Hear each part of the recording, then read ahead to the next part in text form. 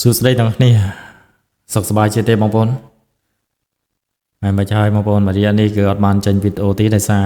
មាន channel របស់ខ្ញុំខ្លះហ្នឹងគឺមានបញ្ហាអញ្ចឹងត្រូវការដោះស្រាយដល់ពេលដោះស្រាយមិនចេញអត់មានអារម្មណ៍ធ្វើ ដល់ពេលអត់មានអារម្មណ៍ធ្វើគឺ channel ទាំងអស់គឺត្រូវទុកចោលទាំងអស់អត់មាន channel មួយណាដែលត្រូវធ្វើសោះព្រោះធ្វើទៅវាហត់ហើយវាបាក់កម្លាំងបាក់ទឹកចិត្តដែរទាំងដែលយើងខំធ្វើមែនតើប៉ុន្តែដោយសារតែរូបមកស្លឹកគឺធ្វើឲ្យយើងមានបញ្ហាណាឥឡូវខ្ញុំមកចូលនៅក្នុង channel នេះគឺចេញមកហើយថ្ងៃនេះក៏ចង់ចែករំលែករឿងរ៉ាវរបស់បងប្រុសម្នាក់ដែរដែលគាត់ហ្នឹងគឺលួចស្រឡាញ់គេតែម្នាក់ឯងឬក៏ស្រឡាញ់កាលវ័យក្មេងណាមិនថាគាត់មិនថាខ្ញុំទេគឺដូចតែគ្នាដែរមិនថាបងប្អូនជំនាន់ដូចថាអាយុអាចនិយាយបានថា9ជាងឬក៏8ជាងអីហ្នឹង9ជាងឬអីហ្នឹងគឺសិតតែជួបរឿងបែបហ្នឹងហើយបងប្រុសគាត់បានបញ្ជាក់ដែរថារឿងនេះអាចនិយាយបានថាវាកើតក្នុងអានេះកាលដែលគាត់នៅអាយុប្រហែលជាចូល17 18ឆ្នាំបងប្អូន17 18ឆ្នាំគាត់ដូចជាថ្នាក់ទី10ហើយថ្នាក់ទី10 11ហើយកាលនោះគាត់ថានៅក្នុងភូមិរបស់គាត់ហ្នឹងគឺមានហើយពូម៉ាក់របស់គាត់ម្នាក់ដែលជាពូម៉ាក់ស្រីណាតែស្អាតគាត់ថាពេលនោះគឺគាត់បានលួចស្រឡាញ់ពូម៉ាក់របស់គាត់ហ្នឹងហើយលួចស្រឡាញ់ប៉ុន្តែអត់ហ៊ានសារភាពជាមួយនឹងគេទេរាល់យប់នៅស្រុកភូមិរបស់គាត់នេះអត់មានកន្លែងងូតទឹកស្រួលបួលទេគឺមានផ្ទះមួយដែលផ្ទះមួយហ្នឹងមិនឆ្ងាយពីផ្ទះគាត់ប្រហែលទេតែគៀកជាមួយនឹងពូម៉ាក់ស្រីរបស់គាត់ហ្នឹងដែលឈ្មោះរីខ្ញុំដាក់ឈ្មោះគាត់ទៅចុះណារីអញ្ចឹងនៅពេលដែលគាត់មកមួយទឹកម្ដងបើយើងនិយាយពីផ្ទះរបស់បងហើយបុលវិញឆ្ងាយពីផ្ទះរីមែនតើជីប្រហែលជាដីកន្លះគីឡូបានមកដល់ផ្ទះរីប៉ុន្តែរាល់ពេលមួយទឹកហ្នឹងគឺគាត់មកដល់ហើយខ្ទង់ម៉ោងប្រហែលជា6ទៅ7អាចនិយាយបានថាមើលគ្នាលេងយល់គឺគាត់មកហើយមកហ្នឹងគឺគាត់មកជាមួយនឹងពូម៉ាក់របស់គាត់គាត់ថាជំនាន់នោះអត់មានទូរស័ព្ទអីតំណាក់តំណងគ្នាទេតែគាត់ហ្នឹងតែងតែទៅសេសបុតមករកគេណាតែងតែទៅសេសបុតមករកគេចឹងហើយពូម៉ាក់របស់គាត់ហ្នឹងក៏ដូចចាត់ទៀតនៅពេលដែលគាត់ដូចថាមកជុំគ្នាអញ្ចឹងពេលមួយទឹកអញ្ចឹងគាត់ហ្នឹងទៅសប់ទឹកឲ្យគេចឹងសប់ទឹកឲ្យគាត់ថាពេលនោះដបងឡើយអានេះរបៀបថាពេលដបងណាគាត់ទៅក៏អត់ហ៊ានហុចអាសម្បត្តិដែលគាត់ហ្នឹងឲ្យអាសម្បត្តិដែលគាត់ទៅសេហ្នឹងទៅរីទេដែលគាត់ឲ្យពូម៉ាក់របស់គាត់ម្នាក់ទៀតនឹងចូលទៅឲ្យទៅទាំងដែលនៅចិត្តគ្នាហ្នឹងហុចឲ្យហើយរីនោះក៏យួរទឹកត្រឡប់ទៅផ្ទះគេទៅគាត់អត់ហ៊ានយួរទឹកទៅទេអត់ហ៊ានជួយយួរទឹករបស់រីទៅណាខ្លាចម្ដាយរបស់រីស្ដីឲ្យណាមួយគាត់អៀនផងអញ្ចឹងគាត់អត់ហ៊ានទេអញ្ចឹងគាត់ថាពេលហ្នឹងមួយថ្ងៃគឺបែបហ្នឹងឯងជួនកាលជិះពីសាលារៀនមកអាចនិយាយថាពេលដែលគាត់ជិះពីសាលារៀនមកយើងនិយាយពីទស្សនវិជ្ជាវិញពីសាលារៀនមកពីផ្ទះរបស់គាត់ត្រូវឆ្លងកាត់ផ្ទះរីទៅសាលារៀនពីសាលារៀនមកផ្ទះរបស់គាត់ទៅឆ្លងកាត់ផ្ទះរីអញ្ចឹងមួយថ្ងៃគឺត្រូវជិះកាត់ផ្ទះរីនឹងញឹកមែនដែរហើយពេលនោះគាត់អត់រៀនជាមួយនឹងគ្នាណាប៉ុន្តែថ្នាក់ដំណើរគ្នាឬក៏អីក៏ពិតមែនប៉ុន្តែអត់បានរៀនជាមួយនឹងគ្នាទេដោយគេរៀនថ្នាក់ផ្សេងគាត់រៀនថ្នាក់ផ្សេងអញ្ចឹងគាត់ថាពេលខ្លះគាត់នឹងក៏ទៅលួចមើលគេនៅសាលាណាលួចមើលគេនៅថ្នាក់ណាលួចមើលគេទាំងតែប៉ុន្តែរីក៏អត់ដឹងខ្លួនទេពេលនោះគាត់អត់ទាន់ឲ្យសម្បត្តិទេណាអត់ទាន់ឲ្យសម្បត្តិទេប៉ុន្តែពេលច្រើនគឺគាត់ឲ្យសម្បត្តិពេលខ្ញុំចង់និយាយថាពេលមុនណាគឺអត់មានទូរស័ព្ទទេគឺឲ្យសម្បត្តិនឹងឯងអញ្ចឹងគាត់ថាពេលនោះអត់ទាន់ចាប់ផ្ដើមឲ្យសម្បត្តិទេមួយថ្ងៃគឺគាត់តែងតែមកសាលារៀនអឺតមើលគេជួសតែម៉ោងលេបក៏ដោយក៏អត់ត្រឡប់មកផ្ទះដែរណាអង្គុយមើលគេចឹងទៅលួចមើលពីចម្ងាយដល់ម៉ោងដល់ពេលដែលមួយទឹកហ្នឹងបបួលពូម៉ាក់របស់គាត់ទៅមកមួយទឹកហើយធាក់កង់មកមួយទឹកណាមួយទឹករហូតដល់រីនឹងត្រឡប់ទៅផ្ទះវិញបានគាត់នឹងត្រឡប់ទៅវិញគាត់ថាពេលនោះគាត់ដល់ដឹងថារីគិតអីចំពោះគាត់ទេប៉ុន្តែចាប់ផ្ដើមអារម្មណ៍វាកិនជ្រុលទៅគាត់នឹងក៏ចាប់ផ្ដើមទៅសេសម្បត្តិឲ្យរីដោយបញ្ជាក់ពីក្តីស្រឡាញ់របស់គាត់ណាហើយក៏ហុចឲ្យរីទៅប៉ុន្តែគាត់ហុចសម្បត្តិលើកទី1មិនមែនតាមគាត់ទេតាមរយៈពូម៉ាក់របស់គាត់ណាតាមរយៈពូម៉ាក់របស់គាត់នៅពេលដែលហុចទៅគាត់ថាពេលហ្នឹងចម្លើយឆ្លើយតបត្រឡប់មកវិញគឺអត់មានទេបានត្រឹមតែញឹមពេលនោះគាត់បានត្រឹមតែអៀនជាមួយនឹងរីនឹងឯងប៉ុន្តែគាត់មើលអាកប្បកិរិយារបស់រីក៏មានអារម្មណ៍ថាអៀនគាត់ដូចគ្នាដែរអញ្ចឹង ngay từ bốn nó để quạt hơi sợ bột ói đó là ngay từ pi nó quạt màu xa thiết yên được kia bạn thấy phụ mà bảo quạt để mau chừng mùi được quạt nó nghe nòm kia ói ở cả mà quạt đã ói bộ quạt nó mũi tức chừng mùi được kia ai có thăm mũi tức bên nó rí cứ cái trong bóng quạt mũi tức thôi mà nè bạn thấy mình men mũi tức đấu nó cứ đấu snob dương tí mình men cả lô để dương chọc từ mũi ói đấy nè cứ đấu snob chẳng nữa pe để ri mũi tức bọn nó nghe có từ sậpตึกเอาจังนะชวาอะไรอย่างเงี้ยก็ทำไปโน่ไปเดี๋ยวบ้านสอบตึกเอารีมาดองก็ทำไปโน่กูก็สบายใจน้ำมุ้ยก็เคยตึกบุกบารีนั่งอ่ะมีรองท่าก็เป็นจัดนั่งเอาไว้ได้บอกบอลได้โดยถ้ายังสอบตึกเอาจังก็สบายใจก็อดมอดต่ออดปากไก่จะได้ยังนะเจ้าก็ทำไปมุ้ยตึกก็ใจตายใจเลี้ยงซอยจะกากสโลเปอร์ได้ปูมาบอกก็เซ็งนั่งอ่ะตึงกุยจ้ำก็นั่งหนึ่งคราวเตียนไอ้กอดเป็นน้องอตอนมุดตึกนะกอดเนื้อตายกุยมือรีมุดตึกนั่งไงมันเมนมือtừเรื่องsaiหรือก่อấyนะปัญหากอดมือหรือเบียดตึกได้สลายหรือเบียดตึกคืนมุกกี้ก่อสบายจัดได้นะหรือเบียดจังจังก็ทำเป็นกุยเนี่ยหนึ่งสบายจัดจังตื่นแล้วพอดอลมองผมไปเชียงผมม้วนมันกอดตลอดมาแต่เป็นให้มาได้บอกกอดต้องจับดาวซาไปไอ้เจ้าป่วยแต่มุดตึกมุดดอลถนัดนั่งไงกอดทำไปนั่งมาได้บอกกอดอดตอนดังแต่กอดนั่งสลายดีทีเจ้าก็ทำไปนั่งก็ทอมาได้เรื่องราวมาđóแต่มุดแต่เรียนทอมาได้จังเถอะหรือไงล้างนอมเคลียมามุดตึกเดียดไอ้มามุดตึกคือเมาไปโยบเตียงได้รีนั่งไอ้ใจมันท่าก่อนได้ฉลองเขาเนาะดอเตียงมวยหนังบัดไอ้มุดตึกไอ้ตลอดแต่เป็นบานไหนปัญหารีอัดได้มุดตึกเป็นบรรลุทีคือรีโตถามเมาแต่ปุกกอดเมาบันรีเมาได้กอดทาเป็นอดดังทารีกิดไอ้จมพูกอดที่มาดังทาสลันกอดได้อดหรือก็ยังไม่บานเจ๊แต่ปลาเปรียวเลียได้นี่นั่งต่อแต่กอดม้าบานมาได้เดินบีมจังอ่ะอันนี้ไว้ดิจิกอดอะไรไว้จิกาซองไซบอกกอดที่มาดองไงตีปีตัวจิกอดใจเคลียร์กันได้ปัญหากอดเนื้อแต่พญาสมบัตินั่งไงตื่นรีได้ไปเจ็บปีก็ได้สลันได้ปัญหาดอลไงตีใบก็อดเคยรีตอมากอดได้ไงตีใบกอดเนื้อแต่พญาสมบัตินั่งได้ไปเจ้าซูนอมไอจังเตอปันไทเอาไว้ได้กอดจังสดับเจนปีรีนี่คือปีทัศน์ลตลอดมาวิ่งปันไทจะแสดงคืออดมีนปีนั่งตลอดมารอกอดซอแต่ได้กอดจำแต่ปีมวยนั่งตีปันไทจะแสดงก็ท่าคืออดสลันด้วยเจียเรื่องท่ามาเช้าที่เจ้าอะไรเป็นเพลิงสบายเพลิงจะบางนะสำหรับเมฆนี่เพลิงจะบางก็ถ้าเป็นนั่งกดอัดเคยรีตอบกับปัดแม่นปันท้ายกดเคยอยากกับเกี่ยวบรินั่งแบบพลายตองท่าgiờจัดตกได้จีมวยหนึ่งกอดจีมอนใจเลี้ยงจีมวยหนึ่งกอดจีมอนไอ้เนอไปได้เนอแต่ปีเนี้ยรีอัดบานด้วยท่าด่าtranh rực ấyเนอแต่ใจเลี้ยงจีมวยหนึ่งกอดแบบนั้นดูจีบดอลเอาการมือมากอดด้วยเนี่ยไหนปันท้ายกับโลท่ารีจีใส่ปะบะนั่งต่อปีนั่งก็ดังดังได้ปันท้ายกอดช่างบานปีดูแม่แดน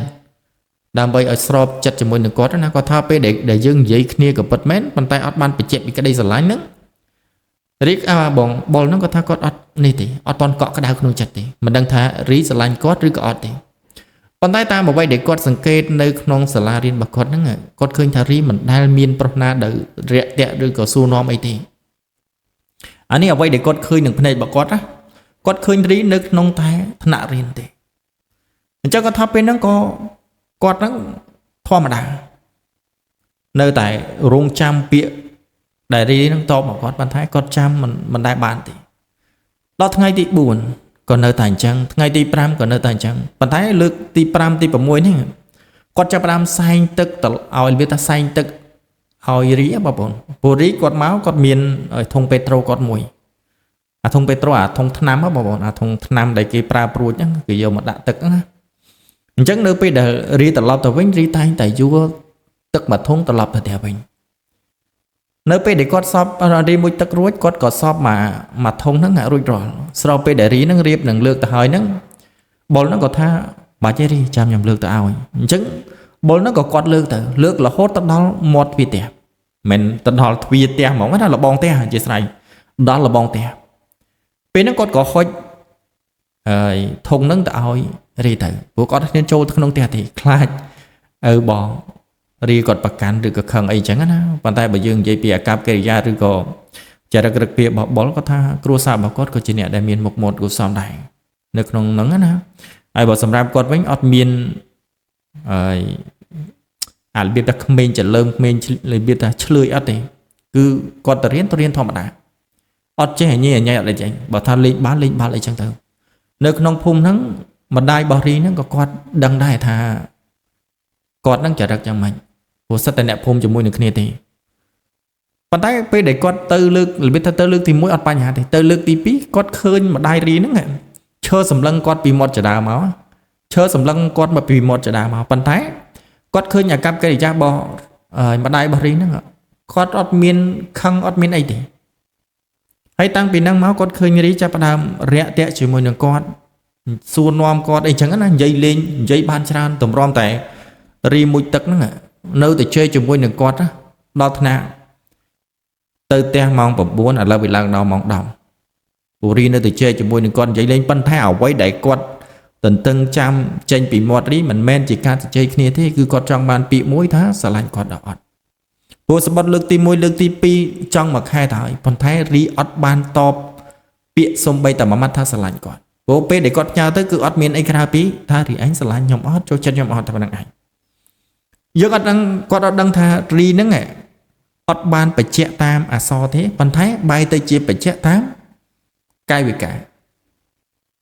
ប៉ុន្តែបងបុលគាត់អត់ចង់បានអាកាយវិការហ្នឹងទេពេលខ្លះគាត់អត់ទុកចិត្តអញ្ចឹងគាត់ចង់បានអក្សរបញ្ជាក់មួយថារីពិតជាស្រឡាញ់មែនគាត់ថាពេលហ្នឹងគាត់នៅតែធម្មតាប៉ុន្តែគាត់ចង់បានពាក្យហ្នឹងមែនតែពេលដែលគាត់ហាទៅរីបានត្រឹមឲ្យញ៉ាំពេលហ្នឹងគាត់ថាហ៊ានព្រោះគាត់ថាប្រហែលជាមួយខែជាងទៅហើយដែលគាត់ហ្នឹងចាប់ផ្ដើមអភិវឌ្ឍខ្លួនហ្នឹងហ៊ាននិយាយជាមួយនឹងរីកាន់តែខ្លាំងទៅដល់ថ្នាក់ហ៊ានសួររីថារីស្រឡាញ់គាត់អត់ពេលហ្នឹងរីអត់មានមាត់ទេញឹមណាអត់មាត់ទេគាត់ថាពេលហ្នឹងគឺគាត់ប្រសិទ្ធរបៀបថាសួរបញ្ជាក់ម្ដងជាពីរដងប៉ុន្តែរីនៅតែមិនព្រមឆ្លើយជាមួយនឹងគាត់ថាពេលហ្នឹងគឺគាត់ព្យាយាមមែនតើប៉ុន្តែយ៉ាងណាក៏ដោយរីនៅតែអត់ដដែលក្រោយមកទៀតគាត់ឡើងដល់ថ្នាក់ទី11ក៏នៅតែប្រើជីវិតរបស់គាត់ហ្នឹងឲ្យបែបហ្នឹងដដែលរហូតដល់ថ្នាក់ទី12គាត់នៅតែមិនទាន់បានពាក្យណាមួយចេញពីមាត់រីសោះទាំងដែលរីពេលនោះក៏អត់ទាន់មានអ្នកណាដែរអត់ទាន់មានអ្នកណាថ្ងៃមួយម្ដាយរបស់គាត់ម្ដាយរបស់បងបុលគាត់ដឹងដល់ថ្នាក់ទី12បានម្ដាយរបស់បងបុលគាត់ដឹងនៅពេលដែលដឹងម្ដាយបងបុលគាត់បានប្រាប់ថាគាត់អត់ឲ្យយករីទេគ្រាន់តែលើពាក្យហ្នឹងណាបងបុលគាត់ថាពេលនោះគឺគាត់ធ្លាក់ថ្លើមក្តុកយកតែម្ដងគាត់ខំសន្សំចិត្តស្រឡាញ់ជាមួយនឹងរីឡើង3ឆ្នាំ2-3ឆ្នាំទៅហើយប៉ុន្តែបច្ចៈមួយរីមិនតាន់បានសារភាពឬក៏និយាយណាមួយចេញមកគាត់ទេថាស្រឡាញ់អត់ទេប៉ុន្តែគាត់ហ្នឹងគឺស្រឡាញ់គេតែម្នាក់ឯងតាំងពីណាពីណីមកមិនមែនស្រឡាញ់ម្នាក់ឯងទេគាត់ឃើញកាយវិការរបស់រីក៏យកចិត្តទុកដាក់ជាមួយនឹងគាត់ដែរប៉ុន្តែរាល់ពេលដែលគាត់ទៅរៀនគឺពួកគាត់ធ្វើដូចអត់ស្គាល់គ្នាអញ្ចឹងប៉ុន្តែនៅពេលដែលមកពូជទឹកជុំគ្នាគាត់ឃើញរីយកចិត្តទុកដាក់ជាមួយនឹងគាត់របៀបអញ្ចឹងគាត់ថាពេលហ្នឹងនៅពេលដែលគាត់លឺចេញពីម្ដាយរបស់គាត់ហ្នឹងគាត់ចាប់ផ្ដើមបាក់ទឹកចិត្តណាថ្ងៃមួយគាត់ថានៅផ្ទះរបស់គាត់ហ្នឹងគឺមានដើមពុទ្រាមួយដើមពុទ្រាហ្នឹងគឺដុះនៅខាងមុខផ្ទះរបស់គាត់នៅខាងមុខផ្ទះរបស់គាត់ណាហើយជាពុទ្រាគីឡូទៅទៀតរាល់ពេលដល់រដូវវាផ្លែវាធំអញ្ចឹងសិស្សតែងតែមកទិញហើយទិញម្ដងច្រើនមែនតើពេលនោះដែរគាត់ថារីក៏មកទិញហើយពុទ្រាគាត់ដែរម្ដាយរបស់គាត់ហាមគាត់ហ្នឹងដោយសារគាត់ថ្នាក់ទី12ហើយបើសិនជាប្រឡូកជាមួយនឹងរឿងស្នេហាខ្លាចគាត់នឹងប្រឡងធ្លាក់ទី12អញ្ចឹងនៅពេលដែលរីឡើងមកឬក៏មកទិញនៅផ្ទះគាត់ហ្នឹងគាត់ថាពេលហ្នឹងដែរគាត់អានសភៅទាំងដែលរាល់ដងគឺអានសភៅខ្សឹបមែនតើប៉ុន្តែនៅពេលដែលគាត់ឃើញរីមកទិញពុទ្រាគាត់អានសភៅលឺអារបៀបចង់បញ្ចេញឲ្យម្ដាយរបស់គាត់ឃើញថាពេលដែលស្រឡាញ់រីហ្នឹងគាត់អត់បានភ្លេចការសិក្សាទេអានលឺយកតែម្ដងណាគណៈពេលនោះស្រាប់តែបងថ្លៃរបស់គាត់ហ្នឹងក៏មកស្រែកអើយហាក៏ប្រឹងស្រែកមែនអារបៀបអញ្ចឹងទាំងដែលបងថ្លៃរបស់គាត់ហ្នឹងគឺជាបងថ្លៃចដូនមួយរបស់គាត់ទេជាបងចដូនមួយរបស់គាត់ណា ពេលដែលលឺបងបើគាត់ស្រែកដាក់គាត់បែបហ្នឹងគាត់អត់មានអៀនអីទេនៅតែប្រឹងអានដដែលស្រូវពេលដែលគាត់កលេចទៅមើលរីហ្នឹងគាត់មើលពីខាងលើអាប្អួយខាងលើហ្នឹងលួចមើលរីក៏លួចសើចណាគាត់ថាពេលហ្នឹងឃើញរីសើចគាត់រត់ទៅសប្បាយចិត្តទៅទៀតអត់ដឹងថាចម្លើយមួយណាចេញមកពីរីទេប៉ុន្តែគាត់ឃើញកាយវិការដែលរីអញ្ញឹមអីហ្នឹងគឺគាត់សប្បាយចិត្តទាំងដែលគាត់ដឹងថាម្ដាយរបស់គាត់ដូចជាមិនព្រមទេក្រោយមកទៀតគាត់ថាពេលហ្នឹងម្ដាយរបស់គាត់អត់មាត់ទេបងថ្លៃរបស់គាត់ដែលជាបងថ្លៃចដូនមួយហ្នឹងប្រាប់ទៅម្ដាយរបស់គាត់ថាអាបុលឡាវាស្រឡាញ់អារីមែនតើមើលទៅអ្វីដែលគាត់ឮចេញពីម្ដាយរបស់គាត់ប្រាប់គាត់ថាអើយអាបុលវាស្រឡាញ់របៀបភ្លើងចំបើកហ្នឹងវាស្រឡាញ់តែមួយផ្លែតហ្នឹងបន្តិចទៀតវាឈប់ហើយអានេះអ្វីដែលគាត់ឮចេញពីម្ដាយរបស់គាត់ថាពេលដែលឮអញ្ចឹងភ្លាមគាត់ថាពេលហ្នឹងគឺបបាក់ទទួលយកដែរព្រោះគាត់ថាគាត់អត់បានស្រឡាញ់តែមួយផ្លែតទេគឺគាត់ចង់របៀបថាស្រឡាញ់ជាគូអនាគតណាប៉ុន្តែជាក់ស្ដែងគាត់ថាពេលនោះគឺគាត់អត់អាចជំនះជាមួយនឹងម្ដាយរបស់គាត់ទេដោយសារពេលដែលគាត់ថាស្រឡាញ់រីមែនតើជាមួយនឹងម្ដាយរបស់គាត់ហ្នឹងអ្វីដែលគាត់ឮចេញពីម្ដាយរបស់គាត់មួយទៀតគឺគ្រួសាររបស់រីជាគ្រួសារមួយដែលអត់ព្រមមើលម្ដាយដូចជាម្ដាយរបស់រីហ្នឹងអត់ព្រមមើលយាយរបស់រីដូចថាគាត់មិនយកចិត្តទុកដាក់ជាមួយនឹងម្ដាយគាត់ខ្លាចរីនឹងដូចជាម្ដាយរបស់រីដែរម្ដាយរបស់រីមិនថែរក្សាយាយរបៀបអញ្ចឹងគាត់ខ្លាចអញ្ចឹងគាត់អត់ចង់បានទេព្រោះគាត់ឃើញយាយរបស់រីនឹងតដេបតដាបតែម្នាក់ឯងទាំងដែលម្ដាយរីនៅចិត្តនឹងដែរអត់ព្រមទៅមើលសោះអានេះដែលម្ដាយរបស់គាត់និយាយប្រាប់មកគាត់ត្រង់នៅពេលដែលគាត់បញ្ជាក់ថាគាត់ពិតជាស្រឡាញ់រីក៏ពិតមែននៅពេលដែលលឺម្ដាយរបស់គាត់និយាយបែបហ្នឹងគាត់អត់ដឹងថាត្រូវយកពាក្យណាមកបរះជាមួយនឹងម្ដាយរបស់គាត់ទេរហូតគាត់ចប់ថ្នាក់ទី12នៅពេលដែលចប់ថ្នាក់ទី12គាត់ថាពេលហ្នឹងគាត់ក៏ឡើងមករៀននៅភ្នំពេញនៅពេលដែលឡើងមករៀននៅភ្នំពេញរៀនហ្នឹងក៏គេរៀននៅក្នុងខេត្តអត់ឡើងមករៀននៅភ្នំពេញណាប៉ុន្តែមួយរយៈក្រោយរីហ្នឹងក៏ប្រឡងឬក៏ធ្វើតេស្តចូលទៅក្នុងធនាគារទៅនៅពេលដែលចូលធនាគារគាត់ថាពេលហ្នឹងគាត់ចាប់ផ្ដើមឆ្ងាយពីរីមែនតើដោយរីនេះគេចាប់ផ្ដើមស្គាល់ពួកមកថ្មីហើយពេលនោះទូរស័ព្ទតាក់ទងគ្នាអាចមានប៉ុន្តែគាត់ថាវាថ្លៃសេវាវាថ្លៃណាវាមានសេវាសាធារណៈប៉ុន្តែពេលនោះរីមិនទាន់កាន់ទូរស័ព្ទទេគាត់ហ្នឹងក៏មិនទាន់មានទូរស័ព្ទដូចគ្នាដែរបើយើងប្រើទូរស័ព្ទសាធារណៈ1នាទី500អញ្ចឹងបើសិនជាគាត់ចង់ទេតតែទេទៅម្ដាយរីប៉ុន្តែយើងមិនហ៊ានបងប្អូនមែនទេអញ្ចឹងចាប់ផ្ដើមដាច់ស្រ័យរៀនទីម្ដងរហូតដល់គាត់ហ្នឹងសៅរ៍អាទិត្យគាត់ត្រឡប់មកផ្ទះវិញគាត់បានឃើញរីជាមួយនឹងក្រុមការងាររបស់គេហ្នឹងឲ្យមកជប់លៀងនៅផ្ទះហ្នឹងនៅផ្ទះមានទាំងមនុស្សប្រុសមានទាំងមនុស្សស្រីគាត់ថាពេលនោះមិនបាច់ម្ដាយរបស់គាត់ហើយឲ្យគាត់ឈប់ទេគាត់ចាប់ផ្ដើមរំសាយចិត្តរបស់គាត់ចាប់ផ្ដើមរំសាយចិត្តរបស់គាត់ដោយសារគាត់ឃើញគេមកជុំគ្នាបែបហ្នឹងអារម្មណ៍របស់គាត់វាឈឺចាប់ទោះជាម្នាក់ប្រុសដែលមកហ្នឹងគេមិនបានធ្វើអីក៏ពិតមែនប៉ុន្តែគាត់ឃើញពីចម្ងាយដូចជារាក់ទាក់គ្នាខ្លាំងហើយមួយរយៈចុងក្រោយនេះគាត់ក៏អត់បានតាក់ទងជាមួយនឹងរីទៅទៀតអត់ដឹងតែតាក់ទងតាមណាបានត្រឹមតែជួបមុខគ្នាស្ញែងតែប៉ុណ្្នឹងឯងពីមួយថ្ងៃទៅមួយថ្ងៃពីមួយខែទៅមួយខែចាប់ផ្ដើមឃ្លាតឆ្ងាយពីគ្នាក្រោយមកទៀតមកគាត់ថាពេលហ្នឹងគាត់ហ្នឹងចាប់ផ្ដើមចេញពីភ្នំពេញហ្នឹងទៅសៀមរាបវិញដោយបងរបស់គាត់បានយកគាត់ហ្នឹងទៅរៀននៅសៀមរាបវិញហើយធ្វើការនៅទីនោះអញ្ចឹងនៅពេលដែលគាត់ទៅកាន់តែឆ្ងាយរីហ្នឹងក៏កាន់តែឆ្ងាយជាមួយនឹងគាត់ប៉ុន្តែសួរតើគាត់ភ្លេចរីអត់ទេ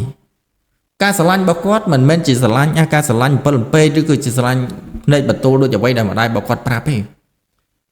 ប៉ុន្តែគាត់ក៏អត់ហ៊ានជាមួយនឹងម្ដាយរបស់គាត់ទេបានត្រឹមតែនឹកបានត្រឹមតែប៉ុន្តែអត់មានការតាក់ទងគ្នាសោះ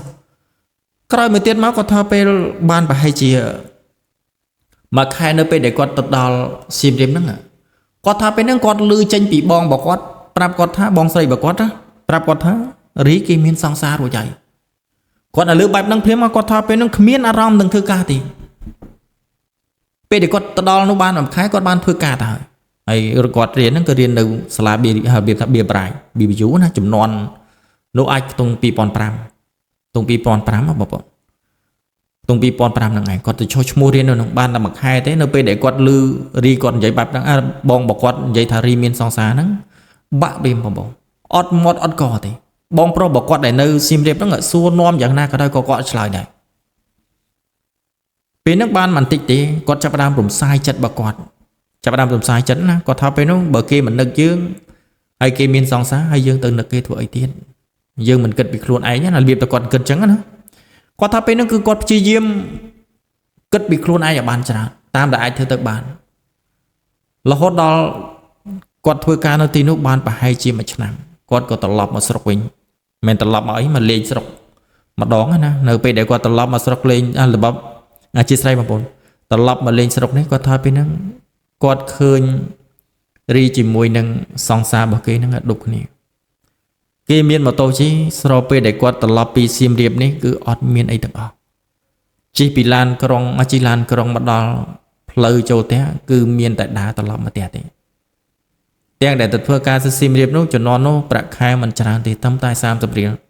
គាត់ថាគាត់អាចរត់ធីបបានច្រើនគួរសមដែរក៏លេចទៅមើលរីដោយភាពអស់សង្ឃឹមគាត់ថាអ្វីដែលបងរបស់គាត់និយាយវាជាការពិតហើយដំបូងឡើយគាត់អត់ទាន់ឃើញនឹងភ្នែកគាត់គិតថាបងរបស់គាត់ហ្នឹងគ្រាន់តែជាការលេងសើចគ្រាន់តែការឲ្យគាត់នឹងកាត់ចិត្តពីរីទេប៉ុន្តែនៅពេលដែលគាត់បានមកជួបផ្ទាល់បែបនេះគាត់ថាពេលហ្នឹងការឈឺចាប់របស់គាត់វាចាប់ផ្ដើមរំសាយគាត់គិតថាការស្រឡាញ់របស់គាត់ចំពោះរីគឺមានតែម្នាក់ឯងទេដោយរីហ្នឹងគេមិនបានយកចិត្តទុកដាក់ឬក៏ស្រឡាញ់គាត់ដូចដែលគាត់ស្រឡាញ់រីសោះទោះជាពេលវេលាកន្លងទៅបានច្រើនឆ្នាំក៏ពិតមែនគាត់អត់ដែលភ្លេចរីទេទោះជាម្ដាយរបស់គាត់ខំប្រឡប់ទោះជាខំយ៉ាងណាក៏ដោយគាត់អត់ដែលភ្លេចរីសុំបីតែម្ដងចុងក្រោយគាត់មកឃើញរីដប់គ្នាគឺការឈឺចាប់របស់គាត់វាលោតមកបូកជាមួយនឹងការកាត់ចិត្តដែរពេលដែលគាត់មកដល់ផ្ទះគាត់ជួបជាមួយនឹងម្ដាយរបស់គាត់ម្ដាយរបស់គាត់ក៏ប្រាប់ថាមិនហើយទៅធ្វើការនៅនោះឥឡូវរីគេមានសង្សារហើយមិនដែរខ្លួនឯងពេលហ្នឹងគាត់ក៏តបថាអត់អីទេម៉ែបើគេមានសង្សារទៅហើយខ្ញុំក៏មិនដឹងទៅធ្វើយ៉ាងម៉េចដែររបៀបគាត់និយាយអញ្ចឹងណានិយាយប៉ុន្តែបើយើងគិតមួយទៀតរបៀបថាពេលដែលគាត់គិតឲ្យខ្លាំងមែនតើគាត់ថាពេលហ្នឹងសឹងតែស្រក់ទឹកភ្នែកទៅមុខម្ដាយរបស់គាត់ប៉ុន្តែអត់ទេជួបម្ដាយរបស់គាត់ហើយហ្នឹងក៏មកខ្ញុំឡើងទៅលើតិចអស់កម្លាំងណាក៏គាត់រត់ទៅលើទៅនៅពេលដែលគាត់ទៅដល់លើគាត់ថាពេលហ្នឹងទឹកភ្នែកហូរច្រោកចូលតែម្ដង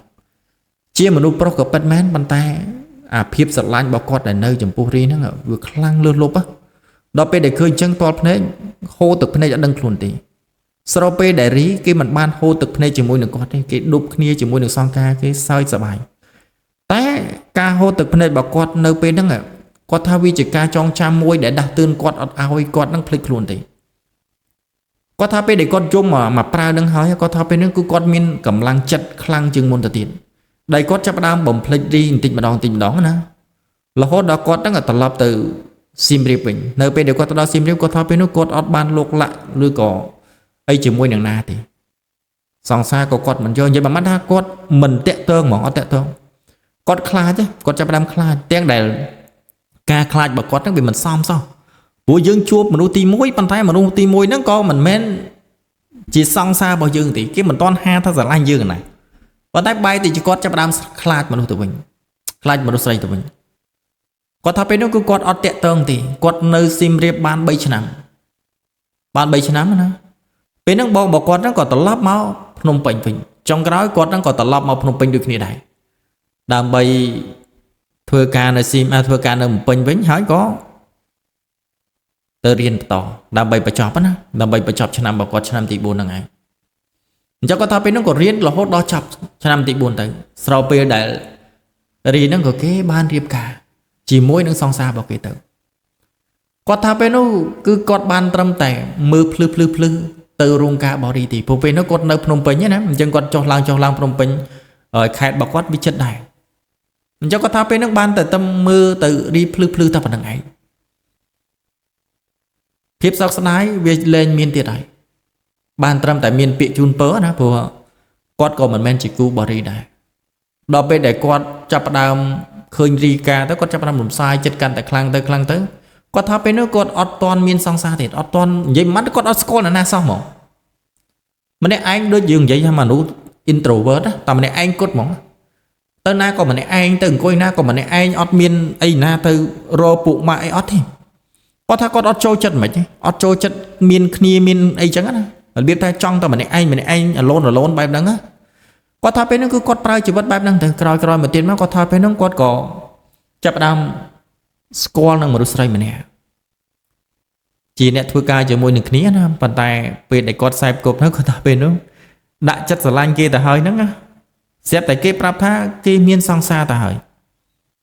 គាត់ថាពេលដែលគឺគាត់លឺបែបហ្នឹងភ្លាមគាត់ថាពេលហ្នឹងគឺគាត់សឹងតែធ្លាក់ថ្លើមមកដីបាត់ហើយក៏អៀនជាមួយនឹងគេដែរគាត់ថាពេលហ្នឹងគាត់ក៏ឈប់ពីកន្លែងការងារហ្នឹងទៅចេញមកធ្វើការនៅកន្លែងផ្សេងមួយទៀតណាគាត់ថាពេលនោះជីវិតគូរបស់គាត់វាដូចជាឧបសគ្គខ្លាំងមែនតើឧបសគ្គខ្លាំងណាចេញពីមួយទៅមួយចេញពីមួយទៅមួយប៉ុន្តែគាត់ថាចេញពីមួយទៅមួយហ្នឹងមិនមែនច្រើនទេណាចេញពីនេះទៅជួបម្នាក់ស្រីហ្នឹងតាក់ទងគ្នាបានមកទៀតគេថាគេមានសង្សាររបៀបអញ្ចឹងតែម្នាក់ហ្នឹងទៀតក៏អត់មាត់ទេអត់កលេងតាក់ទងជាមួយនឹងស្រីណាទៀតហើយបិទខ្លួនឯងធម្មតាគឺរៀនបញ្ចប់អីចប់គាត់ក៏ប្រឹងធ្វើការរបស់គាត់ទៅ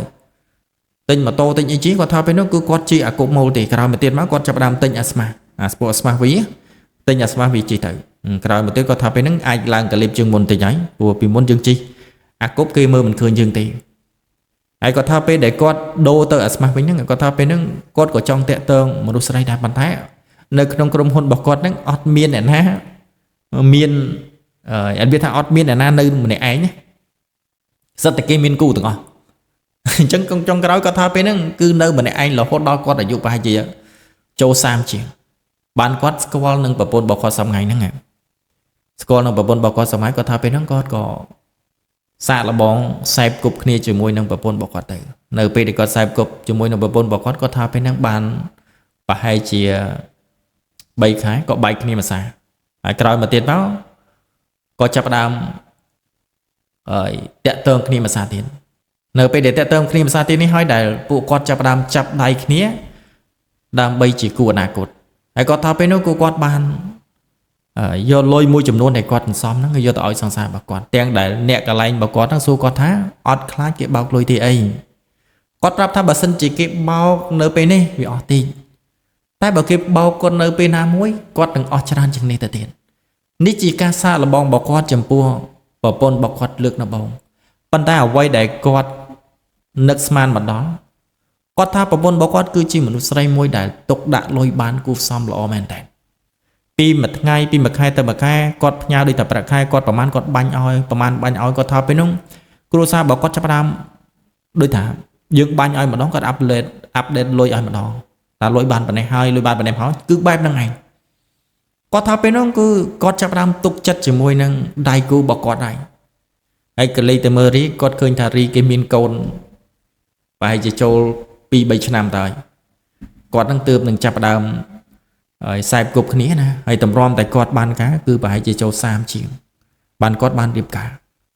នៅពេលដែលចាប់ដៃរៀបការហ្នឹងរីហ្នឹងកូនគេប្រហែលជា 4-5 ឆ្នាំទៅរបៀបអញ្ចឹងគាត់ថាពេលនោះគឺគាត់នៅតែនឹកឬក៏អាឡោអាឡៃរីហ្នឹងឯងមិនទាន់នឹងភ្លេចគេប្រហែលទេប៉ុន្តែដោយសារប្រពន្ធរបស់គាត់នៅជាមួយនឹងគាត់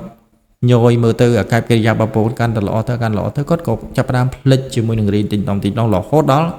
ពួកគាត់ចាប់ផ្ដើមរៀបអាពាហ៍ពិពាហ៍ទៅហើយនៅពេលដែលរៀបពិពាហ៍នេះគាត់ថាពេលហ្នឹងគឺសប្បាយចិត្តដែលមានមនុស្សស្រីមួយមកព្រមរួមរស់ជាមួយនឹងគាត់ណាតែដែលគាត់គិតថាប្រហែលជាមួយជាតិនេះគឺគាត់នៅតែម្នាក់ឯងហើយប៉ុន្តែចុងក្រោយគាត់ក៏មានដៃគូសម្រាប់កាន់ដៃគ្នាទៅចាស់ដែរនេះជារឿងរ៉ាវរបស់បងបុលណាគឺជារឿងរ៉ាវជីវិតពីក្មេងរបស់គាត់រឿងរ៉ាវពីក្មេងម្នាក់មកនេះមតិរបស់ខ្ញុំម្នាក់សិតតែមានដូចគ្នាសិតតែមានក្តីស្រឡាញ់ពីក្មេងដូចគ្នាទាំងអស់គ្នា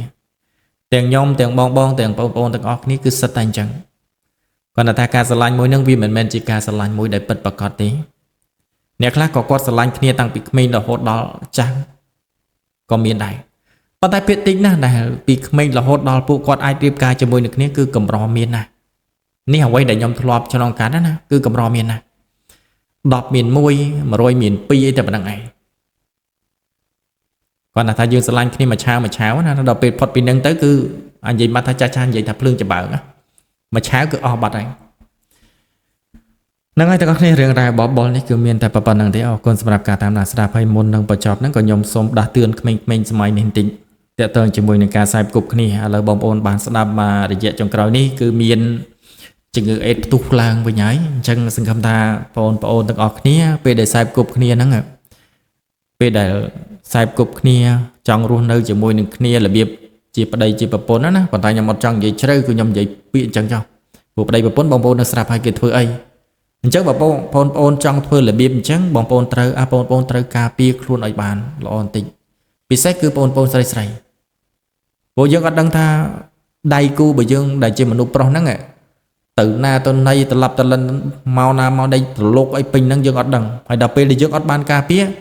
ស្រាប់តែជំងឺអេដចូលមកនេះជាពីបដិសារីបងប្អូនហើយ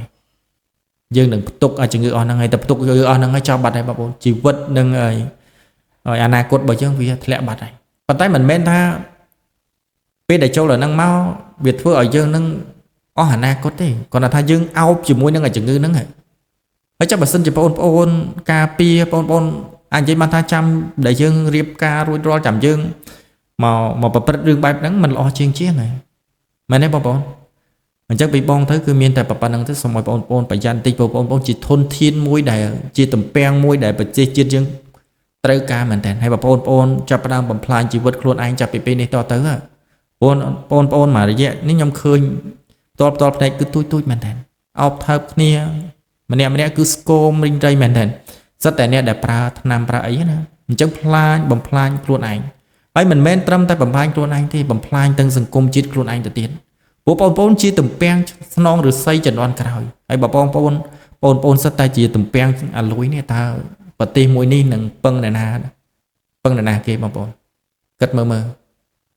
ហ្នឹងហើយពីខ្ញុំទៅគឺមានតែប៉ុណ្្នឹងទេសង្ឃឹមថាបងប្អូននឹងការពារខ្លួនព្រោះអេដផ្ទុះខ្លាំងណាស់ហើយផ្ទុះហ្នឹងក៏សិតតែផ្ទុះនៅលើក្មេងៗទាំងអស់ហ្នឹងដែរហ្នឹងហើយទាំងអស់គ្នាអរគុណមែនតើជួបគ្នានៅវីដេអូក្រោយៗទៀតហើយសូមបងប្អូនជួយ Subscribe ផងណាអរគុណជួបគ្នានៅវីដេអូក្រោយបាយបាយ